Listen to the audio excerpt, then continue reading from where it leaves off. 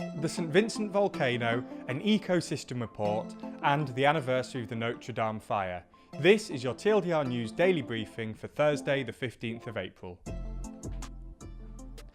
Today is the 180th daily briefing, a project that Ben, Alex and I have been working on since July 2020.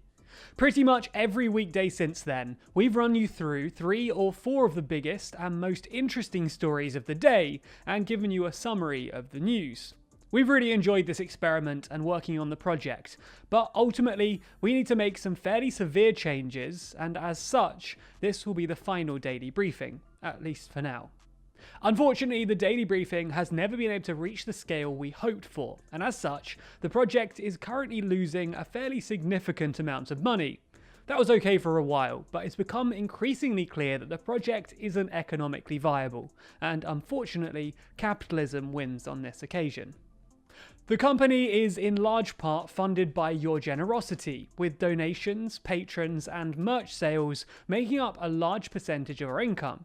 As such, I keenly feel the urge to steward your money effectively and spend it in ways that benefit the company and our audience more generally.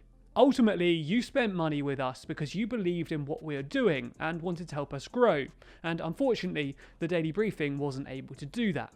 There's a possibility that we might revive this format at some point in the future, and we'll likely repurpose this channel for something else going forward too. But there won't be any more episodes of the daily briefing for the foreseeable. If you're going to miss the daily briefing, then let me recommend the Global Summary over on the TLDR Global channel. That's a weekly rundown of the biggest news events from around the world, and I think daily briefing viewers would definitely enjoy that as well. It's linked in the description. We're also working on a new series called TLDR Now, which is kind of similar to the daily briefing, which will be posted on the UK, US, EU and global channels. So make sure you're subscribed across the whole network if you want to make sure you don't miss any of that. Anyway, before we continue with the final episode, let me quickly thank the team. Thanks to Ben, who's written almost every word of the daily briefing since its inception, working hard to hunt down the best stories and condense them into short, easily digestible nuggets. Thank you to Alex Reed, who's our animator for the series, who's pulled together almost every video and podcast since November last year. And don't worry, he's not going anywhere. His hard work will be redeployed across our other channels. And thanks to you too, for watching, contributing and continuing to support TLDR into the future. That's everything for the moment, but let's brief you one last time. In the first story today, we move to St Vincent to discuss the impact that a volcanic eruption has had on the residents of St Vincent. Last Friday, the La Soufriere volcano began erupting for the first time since 1979. This put into action the evacuation of around 20,000 people. Currently, clouds of ash are still spewing from the volcano, and it's expected that this will continue over the coming weeks. This, in turn, will continue the crisis, with one UN official warning that the crisis will endure for many months to come. The UN is in the process of establishing an international funding appeal.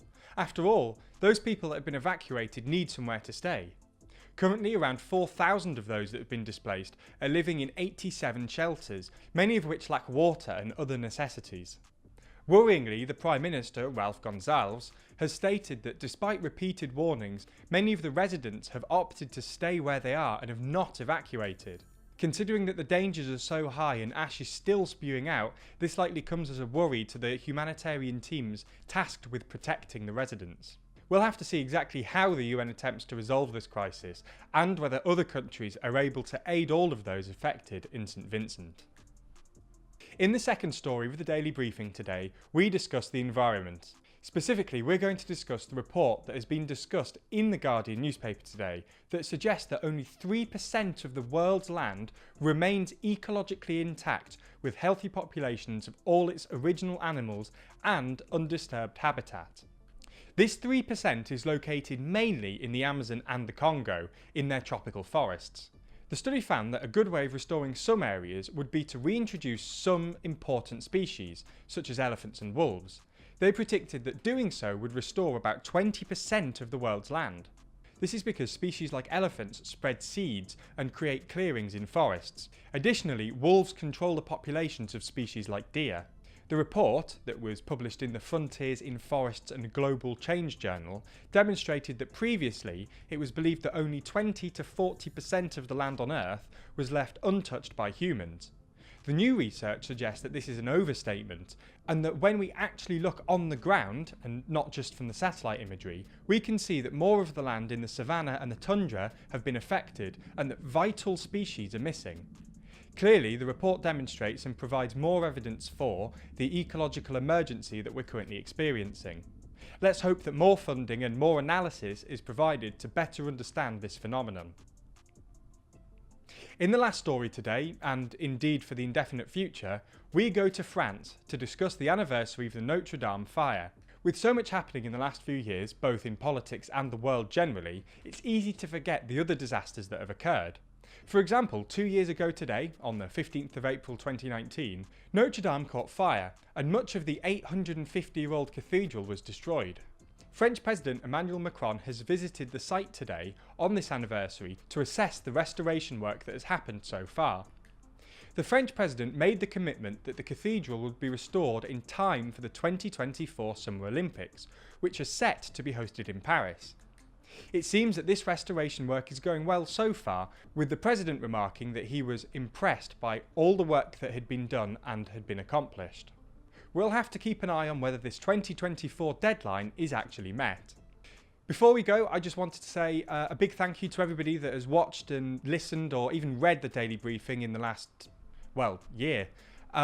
This was one of the first projects that I actually did when I started full-time with TLDR, and it's been one of the first things that I do every morning that I start work. So it is quite weird to see it go, today.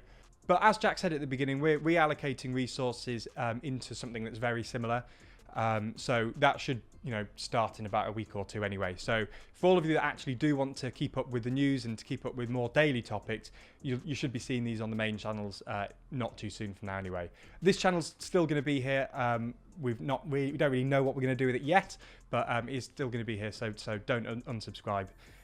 So yeah, thank you for everybody that's stuck with throughout, and hopefully you can continue to stay subscribed and see what else we have coming up in the future.